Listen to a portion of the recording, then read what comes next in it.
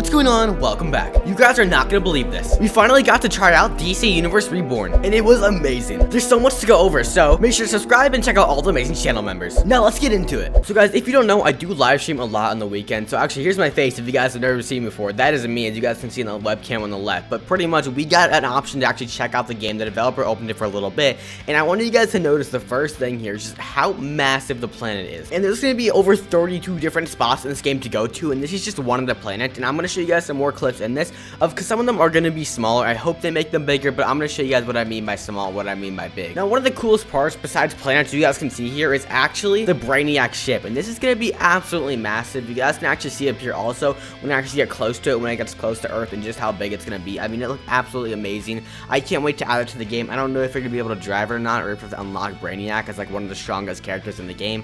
But just imagine driving that massive ship around. I mean, that'd be so sick. That's like, there's just so much I'm excited for, and it's just like one of the smallest things, but yet one of the biggest things as well to be excited for, because there's also just a lot to go over with the type of game this is going to be and how they're going to implement all this to make it as fun as possible. Now, for Planet Oa, like the home planet of the Green Lanterns, we didn't get too much to see of it. We were only able to spectate it from the developer's point of view, but from what you guys could see, it was pretty cool. There was like a Green Lantern prison and stuff like that. I mean, the battery looks really good. The only thing I would say is, as I said many times, is I think the planets are very, very small, and I know the point of the game is to find different planets. Like, they're going to be hard to find to get better abilities, but I think they should just push the planets really far away, and you're going to be able to fly at light speeds, but obviously each character's going to be able to fly differently, and I feel like if you just push them further away and still keep them massive, I feel like that would be really, really fun as well, because they'll keep kind of like the Oa effect to it, as making it as big as possible, so you can fly around it as much as you want and stick there for a bit, and maybe even fight some people with their abilities. Like, there's so much they could do with it, and I think if you keep it small, it's going to ruin some of the effects of how big it should actually be. Now, we also did get our first glance of the Blue Lantern planet, the Red Lantern planet, and the Orange Lantern planet, I believe. So Odum,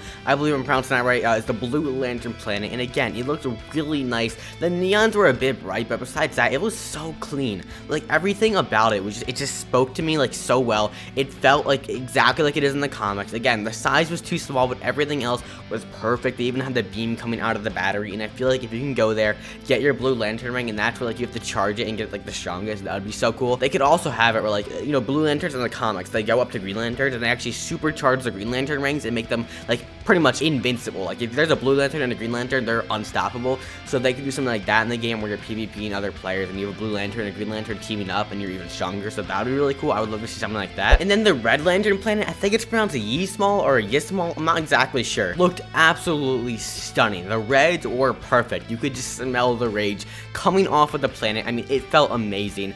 Everything about it was awesome. The colors are right. The water was amazing. The beam coming out of it was so powerful, and I just loved it so much. Again, the neons were a bit over the top, but they honestly just added realism to it, and I thought it was just so sick.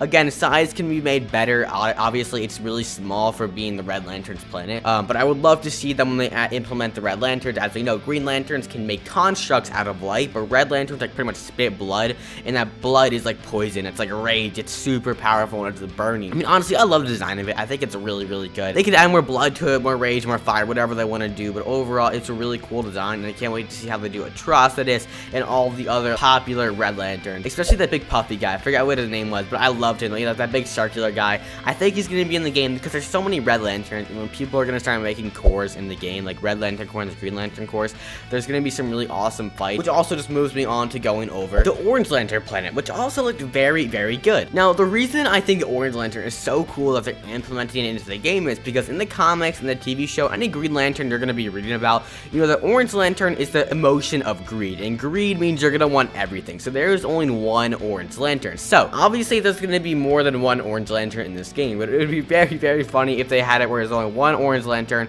and it was like an admin or something, which I promise you they're not going to be doing, but that's just a funny concept. So pretty much, if you're going to have greed, you're going to want the most power, you're going to want every ring, whatever. So I think how they're going to do greed is you're going to be able to summon different characters to help you fight with, because you can't make constructs necessarily with the Orange Lantern ring, but what you can do is you grab your battery, you have your battery with you at all times, you can spawn people in to fight for you, and it makes your life a lot easier. Now, the next thing we actually did get to see in the game was the Dr. Fate Tower. As you guys can see, it is in the middle of space, but it looks really, really good. So if you guys don't know who Dr. Fate is or what the Dr. Fate Tower is, pretty much Dr. Fate is like the Doctor Strange of DC, but like totally different powers. Like, he kind of like pretty much possesses a formidable magical power due to the object known as the Helmet of Fate, and that's what you put on, and that's what you pretty much can get. And it's pretty much like a mystical power housing the soul of the Lord of Order. order, and in this case it's actually called Naboo. In the Dr. Fate Tower, it was pretty much is a safe haven for the host of the Dr. Fate. So whoever has the mask at the time, it's gonna be kind of like your base where you're gonna want to go to be safe. And well, obviously it's gonna be because of Dr. Fate Tower, it's like your safe tower pretty much. And it pretty much just contains many valuable artifacts, whatever that could be in the game, and tombs, both the magical and non-magical, and they have to be accumulated by the various Dr. Fates throughout their career. So any Dr. Fate is gonna be able to go there. I'm guessing it's gonna be a really safe spot to go if you just want to chill out and just check out, I don't know, all the relics, whatever they're gonna be putting there. Because for now it looks fine, nothing crazy, but it definitely is really cool how it's in the middle of space. I think they have a lot of potential to do with it. And what's also really cool is since they recently finished the Dr. Fate Tower, they also recently finished the Dr. Fate, and the model is looking great here.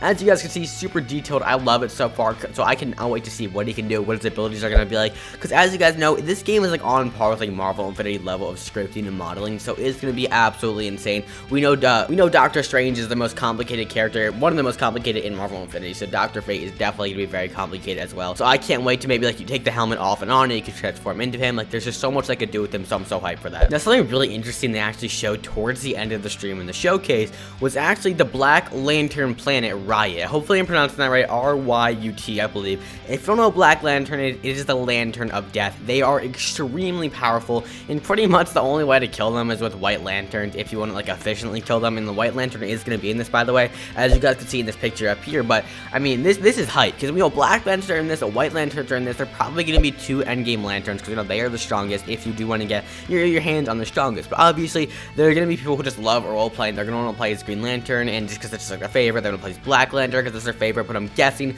the strongest that's going to be the Black Lanterns, the White Lanterns, probably like people like that we know are going to be insane. There's going to be Brainiac as well, it's probably going to be endgame. The monitors, I'm guessing, like the anti-monitor and monitor's probably going to be in this. They're going to be endgame, stuff like that. I don't know if the Spectre's going to be in it. Maybe he'll be overpowered. Like there's stuff like that. I mean, there's going to be so many characters in so many places. So honestly, I'm just so hyped for this. And you guys can see the planet looks amazing. I can't wait to see the inside of it. Now guys, here is the main premise to this game, because I've not been fully clear on what type of game it's going to be, because I've been saying it's going to be kind of similar to DC Universe Online, similar to Age of Heroes, so stuff like that, but it's not. Let me give you a full explanation. So you guys can see in this post right here by one of the mods, they said we are just friends trying to have fun in a Lego game. This is going to be like a Lego DC game if you ever played it. So that's kind of the main idea. So it's going to be DC Universe Reborn. It's going to be a free roam PvP adventure. We already knew that, in which you find characters on different planets and locations. That's why they want to make the planets so small, and that's why I think they can make them bigger, but just make them further apart so they're still harder to find. But there's going to be characters like we already know, DCEU, Justice League, all the way to like Comic League members and Teen Titans. We know that. But then it says, please note that the only free default Justice League characters will be the main ones, the most well-known and the relevant ones. So this is really big because we know the characters we're going to get for free right when we get into the game. So we Batman, Superman, The Flash, Green Lantern, Aquaman, Cyborg, and Wonder Woman. So what I'm thinking is though, since most of the powers are going to be in space, whether you want to get a Scarab for Blue Beetle, you want to get a White Lantern ring, stuff like that, like you're going to have to be able to get to space. Like obviously there are going to be other people like Aquaman if you want to get other people in the water. There's going to be Flash, probably there's going to be different dimensions and like speed forces you can go to get like Reverse Flash. I don't really know, but I do know space is going to be the biggest part of the game. So I'm guessing the best starters are going to be Cyborg, Green Lantern, and Superman because they can all go to space. And I believe Batman does have a jet, he can fly into space as well, but correct me in the comments below. So honestly, Green Lantern or Superman, either one are going to be like the biggest guys you're going to want to get to go to space. Even Cyborg if you want to, because I'm pretty sure it can go to space. So that's really good to know in my opinion. Now guys, go check out this video right here for more information about DC Universe Reborn. And with that said, I'll see you guys later.